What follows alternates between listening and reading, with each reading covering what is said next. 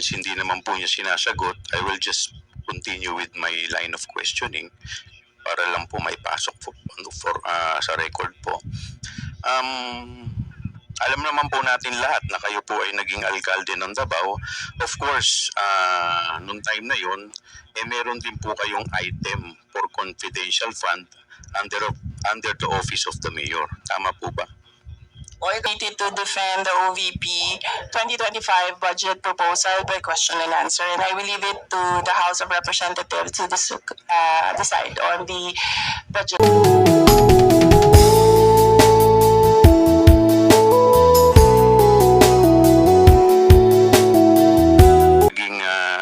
Alkalde ng Davao, kasi gusto ko pong tanongin sa kanya ng Davao, of course,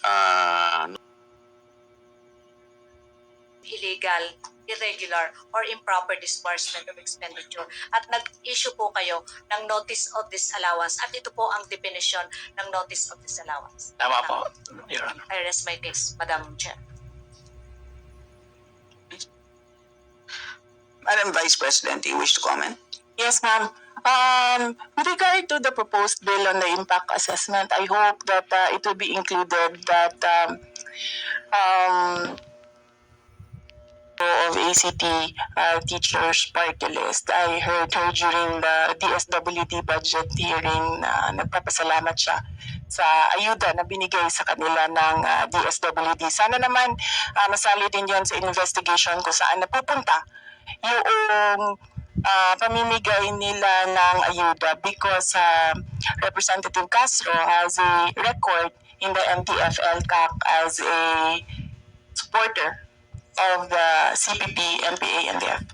And again, salamat. And again, the chair reminds all members and guests to keep our comments just on point. Let's just stick to the topic.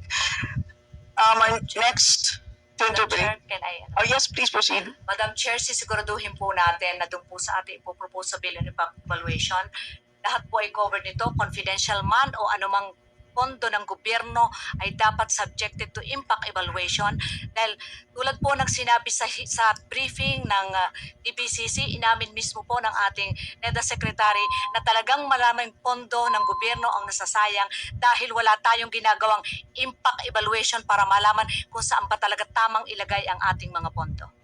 Salamat, Honorable Bonilla. Next interpret is Honorable Joel Chua. Thank you, Madam Chair.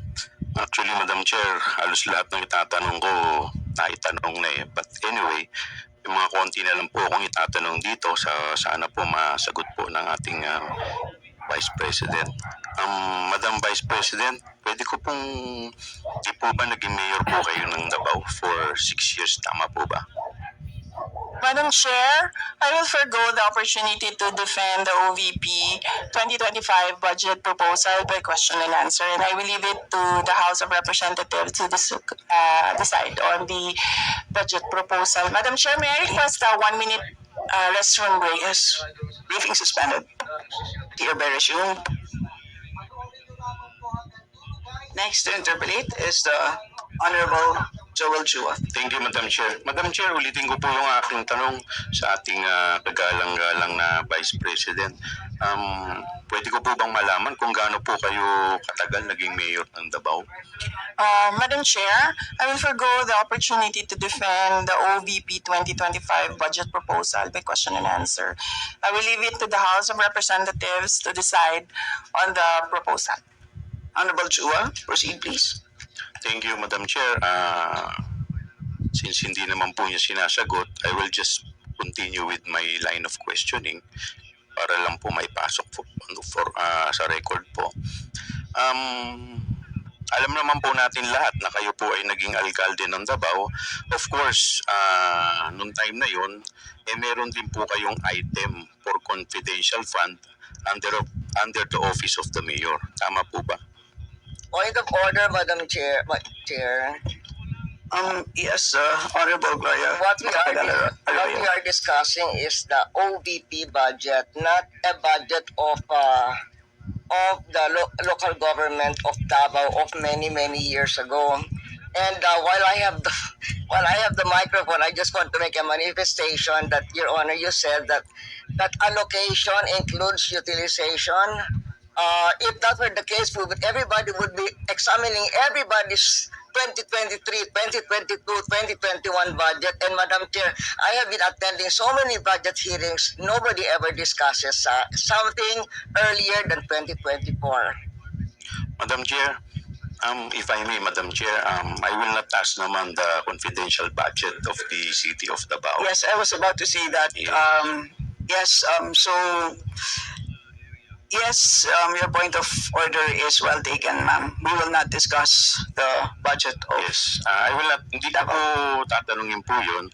Ang point ko lang po dito ay as Mayor of Davao, dahil alam naman po natin, medyo matagal po siyang naging alkalde, hindi po sa kanya bago itong confidential fund. And in fact, ito po ay kumbaga normal na po dahil lahat naman po ng alkalde meron naman pong confidential fund. Now, susunod ko pong tanong, Madam Chair, is napansin ko po dito sa liquidation report dated January 10, 2023. Meron po ditong nakapirma sa taas po ng Sara Z. Duterte, Vice President. Gusto ko pong tanungin ng ating Vice Presidente kung ito po ba ay kanyang pirma. Sa liquidation report po ng January 10, 2023, serial number 2022-12-152. Madam Vice President. Madam Chair, on the issue of confidential funds, we have received audit actions regarding the confidential funds of the Office of the Vice President. We have submitted our responses and we assure our full cooperation with the ongoing audit. Madam Chair, again, sinasabi ko na walang confidential funds sa 2025 budget proposal and all the questions are about confidential funds except for one which was about the recipient of OVP projects. Honorable Jewel, please proceed. Well, totoo po yung sinasabi po ng ating Vice Presidente. Subalit, ngayon lamang po natin nakita to. At ngayon lamang po natin na kita kung ano po yung laman ng o kung paano po niya nagamit yung confidential fund. Kaya kung dati po, hindi naman natin siya matatanong dahil wala rin po tayong opportunity, dahil wala rin po tayong hawak ng mga dokumento. But it is only now, Madam Chair. Kaya nga po, tinatanong po natin para at least malaman din po natin at saka konektado rin po to dahil at the end of the day, dito po natin makikita kung paano po siya gumamit ng pondo na binibigay po sa kanyang opisina. May I proceed now, Madam Please Chair? proceed. Thank you, Madam Chair. Meron din po ditong naka-attach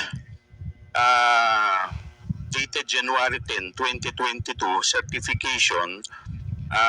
Sa baba po dito, nakalagay po dito attested Sara Z. Duterte, Vice President, at sa taas po nun meron pong pirma. Do you confirm that this is your signature, Madam Vice President? Madam Vice President. Yes, Madam Chair, precisely, dapat hindi ninyo yan nakikita kasi that confidential funds pertains to national security and hindi pa tapos yung audit process. But to answer the question, Madam Chair, on the issue of confidential funds, we have received audit actions regarding the confidential funds of the OVP. We have submitted our responses and we assure our full cooperation with the ongoing and unfinished audit. Honorable Jewel. Thank you, Madam Chair.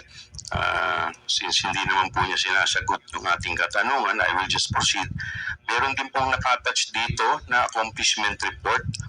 Utilization of confidential and intelligence fund, period covered December 21 to December 31, 2022. Total amount 125 million. At sa baba po nito, may nakalagay pong approved by Sara Z. Duterte, Vice President. Again, Madam Chair, gusto ko pong tanungin ng ating Madam Vice President kung ito pong pirma na nandito sa ibabaw ay kanya po. Madam Vice President. Madam Chair, on the issue of confidential funds, we have received audit actions from COA regarding the confidential funds of the OVP. We have submitted our responses and we assure our full cooperation, the ongoing and unfinished audit. Honorable Chair. Thank you, Madam Chair. Madam Chair, napansin ko lang po kasi sa lahat po ng kanyang mga sinubmit, personal, may nakalagay po sa taas na signature po ng ating Vice Presidente at wala pong mga countersign. So ibig sabihin, wala po ditong nag-inspection bukod po sa kanya. Siya po yung nag-certify, siya rin po yung nag-attest, at siya rin po yung nag-approve. So, yun po yung aking punto po dito. Another thing, Madam Chair, gusto ko lang pong tanungin ng ating, kasi kaya ko nga po tinatanong kanina kung anong taon sana siyang naging alkalde ng Davao, kasi gusto ko pong tanungin sa kanya kung aware po ba siya sa Joint Circular number 2015-01 dated January 8, 2015. Madam Vice President. Madam Chair, on the issue of confidential funds, we have received audit actions regarding the confidential funds of the Office of the Vice President from the Commission on Audit. We have submitted our responses and we assure our full cooperation with the ongoing and unfinished audit. And you have 30 seconds left. Thank you, Madam Chair. Madam Chair, yung huling tanong ko, i-address ko na lamang po sa ating COA. Kanina po, nung tinanong po kayo ng ating ni Congresswoman Magsaysay, sinabi po niya hindi tama yung paggamit ng pondo. Ano po, pwede po bang pakipaliwanag ninyo sa amin? At sinabi po ninyo, opo, pwede po bang paliwanag po ninyo sa amin kung paano po ninyo nasabi na hindi tama yung paggamit ng pondo? Sa kuha po, hindi po kay Madam Vice President. Ask Muliano. Thank you, Madam Chair. Ang sagot ko po ay yung sa general effect po ng Notice of Disallowance kasi wala po akong personal knowledge dun sa confidential fund at hindi ko po nakita yung document niyan nung sinubmit sa committee. Dahil iba po yung unit na nag-audit niyan. So dun po sa hindi tamang Last question. Last question po, yes. Dun po sa hindi tamang paggamit ng pondo, pwede rin po ba nating masabi na nagkaroon po ng diversion of fund o yung sinasabi po natin yung pondo hindi po nagamit dun po sa talagang dapat siya gamitin? Ask Muliano. Opo, pag ang tanong po tungkol dun sa audit ng confidential fund, hindi ko po pwedeng sagutin kasi hindi po ako yung nag-audit nun. Pero kung ang tanong niya yung general Po yung tanong ko. Notice of Disallowance, meron pong ganon. So, possible Meron po pong may diversion of fund. Meron pong ground na ang mga ground po ng disallowance is irregular. Ibig sabihin po hindi sumunod sa panuntunan ng guidelines. Pwede pong excessive, hindi naman kailangan bumili ng maraming stocks na nasira lang, yung medicine na expired lang.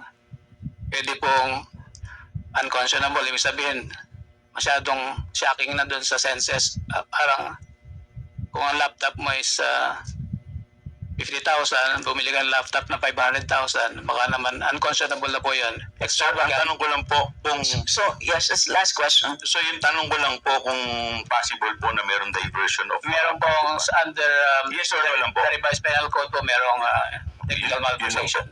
Thank you po. Right, salamat. Next interpolate is the Honorable Jervil Luisto. Thank you, Madam Chair. I think we all agree, from the level of the President down to barangay captain, public office is a public trust. In other words, public officers and employees must at all times be accountable to the people. In line with this, Madam Chair, with all due respect, I wish to invite the attention of the committee to the press interview of Her Excellency, Madam Vice President, in the Senate on August 22, 2024. In substance, the Vice President said, "Saan naman kayo nakakita? Constitutional body, inuutusan isubmit ang audit report. Hindi pa nga tapos." With all due respect, Madam Chair, may I request the resource speaker to comment on her intention about her statement. Madam Vice President. Madam Chair, again, question is not related to the 2025 Office of the Vice President budget proposal. On the issue of confidential funds, we have received audit actions regarding the confidential funds of the OBP. We have submitted our responses and we assure our full cooperation with the ongoing audit. Honorable Luistro. Madam Chair, in other words, this representation wished to be clarified when the Vice President made the statement. Intensyon ba ng ating Vice Presidente na ibahagi o hindi ibahagi sa publiko ang resulta ng nilalaman ng audit report patungkol sa kontrobersyal na 125 million na confidential fund? Nonetheless, Madam Chair, I understand that the Vice President already expressed her intention not to answer this question. Thus, please allow this representation to shift to the COA. May I request the COA to give his comment to this statement of the Vice President. Ascom Juliano. Madam Chair, pwede po pakiulit po yung question. Okay, may repeat the question. Hindi po natin isasama sa yung 5 minutes. During the press interview of the Vice President in the Senate on August 22, 2024, she made a remarks, "Saan naman kayo nakakita? Constitutional body, inuutusan to submit fraud audit. Hindi pa nga tapos." We are requesting the COA to make their comment on this. Madam Chair, ang sagot ko po siguro in relation dun sa subpoena kasi yung rationale po noong compliance namin sa subpoena, quote ko lang po yung second page po per sa sentence noong subpoena. The subpoena doses TECOM is being issued in accordance with the oversight function of the House of Representatives. This order is likewise based on Section 3 of COA Circular 2013-006 dated September 2013. Ang compliance po ng COA ay dahil po ito ay in-issue po ng chairperson ng Committee on Appropriations. And under yung pong Congress, yung House of Representatives, is a body authorized by law to issue subpoena. And we cannot interpret otherwise. There is a presumption of regularity and validity do sa subpoena. We cannot unilaterally challenge the validity of the subpoena unless the court will interpret that pwede po or hindi pwede. Yun po yung amin ko. Kaya kami po, in-entrust po namin sa dun sa House of Representatives doon sa wisdom po ng leadership yung compliance sa documents. At ito rin yung sinasabi doon sa aming guidelines na pag may subpoena po, we have to comply. Honorable Luistro. In relation to your compliance with the subpoena, did you recall having received any feedback from the Office of the Vice President pertaining to the same? Actually po, mayroon pong sulat ang Office of the Vice President sa aming chairman na yun nga po, may mga legal issues po na binabanggit. At ito po yung na-consider na rin po ng Office of the Chairperson noong nag-comply sa subpoena doon sa STECOM. Madam Chair, with that manifestation of the COA, may I request that the committee be provided with a copy of the letter? And having said so, Madam Chair, may I request for a suspension of the briefing? Briefing suspended. Madam Chair, without going to the letters of the communication, Could you please first manifest what you have in your possession? with me is a copy of the letter of the Office of the Vice President, signed by Attorney Zuleka T. Lopez, Undersecretary and Chief of Staff, addressed to Honorable Gamaliel A. Cordoba, Chairperson, Commission on Audit, Quezon City. This is dated August 21, 2024. Madam Chair, this is composed of 4 pages, and I lament that I do not have material time to go over this letter by the letters. Nonetheless, I wish to manifest that the substance of this letter is an opposition to the subpoena that was issued by Congress. If I may read, we are of the position that the subject subpoena should not be complied for the following reasons. If I may continue, Madam Chair, Yes, please proceed. among the issues that were raised, one is the violation of the principle of separation of power. Second is violation to due process. And third is the confidential nature of the fund. Madam Chair, I wish to manifest my comment to the issues that were raised in this letter. First, the principle of separation of power is not absolute. This is subject to exception.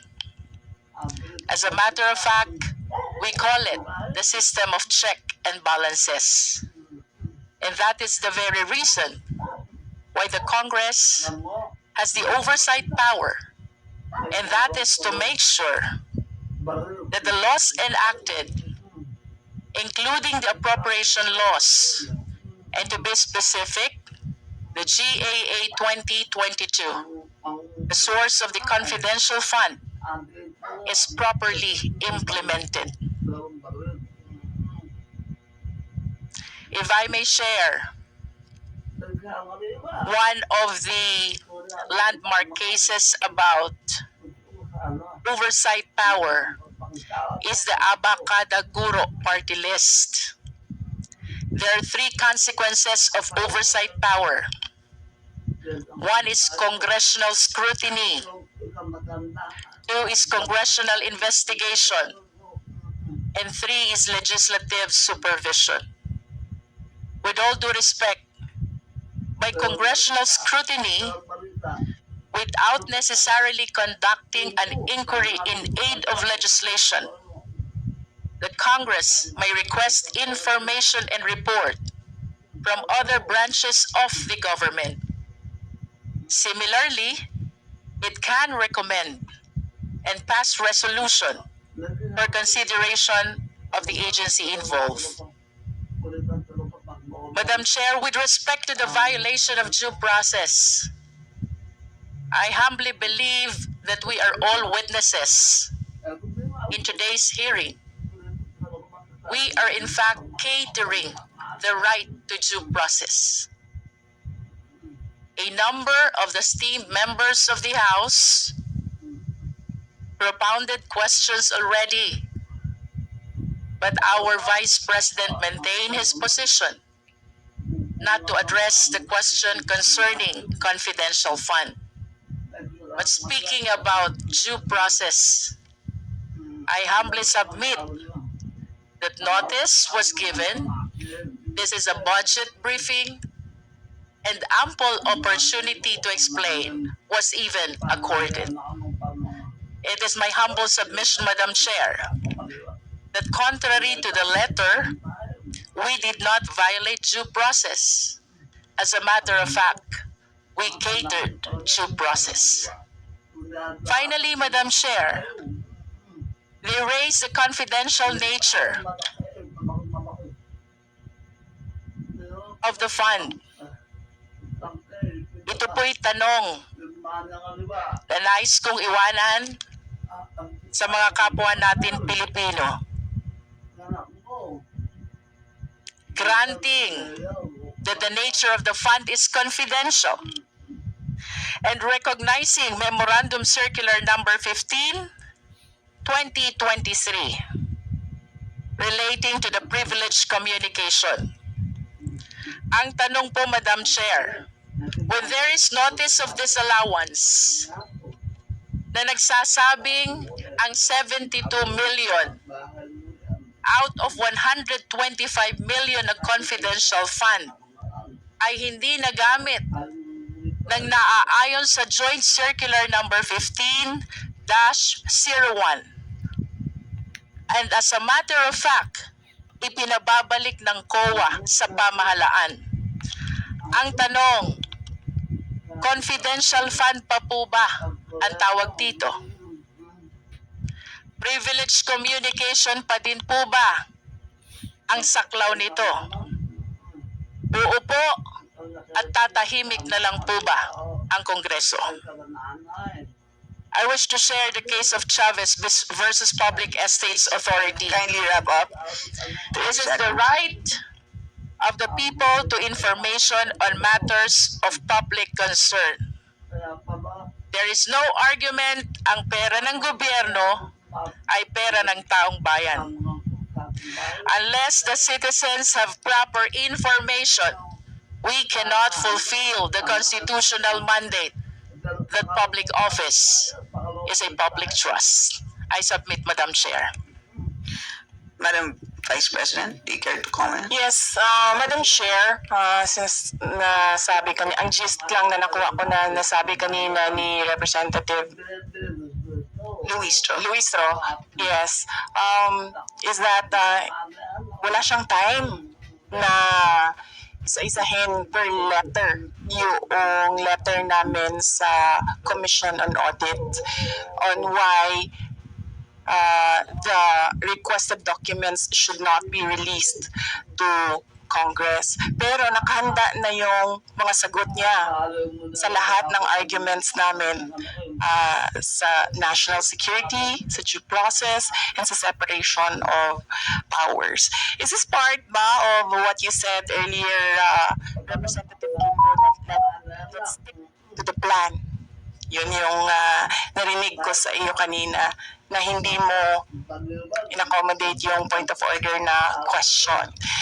And to answer, the Office of the Vice President, on